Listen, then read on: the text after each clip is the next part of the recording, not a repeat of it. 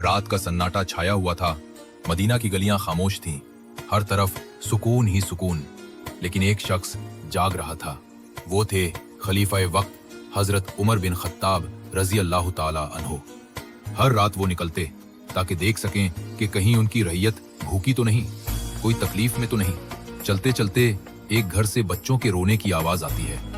आप रुक जाते हैं, आहिस्तगी से दरवाजे के करीब जाकर कहते हैं, ऐ अल्लाह की बंदी, तेरे बच्चे क्यों रो रहे हैं?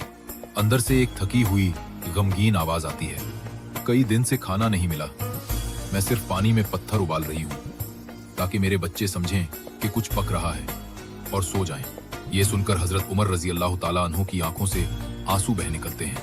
आप पूछते हैं, तूने खलीफा उमर से शिकायत क्यों नहीं की? औरत जवाब देती है, मैंने कर दी है। मैंने कहा है कि अल्लाह मेरे और उमर के दरमियान फैसला करेगा। ये सुनकर खलीफा के कदम लरस जाते हैं। फौरन बैतुल माल पहुंचते हैं, खुद अपने कंधों पर आटे की बोरी उठाते हैं। खादिम अर्ज करता है, अमीर अल मोमिनीन, मैं उठा लेता हूँ। आप फरमाते हैं, क्या तू कयामत के दिन मेरा बोझ भी उठाएगा?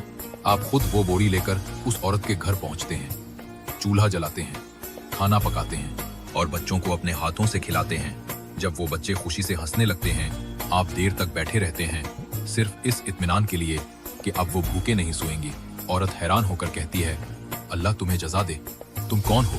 हजरत उमर रजी अल्लाह ताला अन्हो सर झुकाते हैं, चेहरे पर आजिज़ी के आंसू बह रहे हैं और नर्म आवाज में फरमाते हैं, जब कल तुम खलीफा के पास जाओगी तो वहां मुझे भी पाओगी।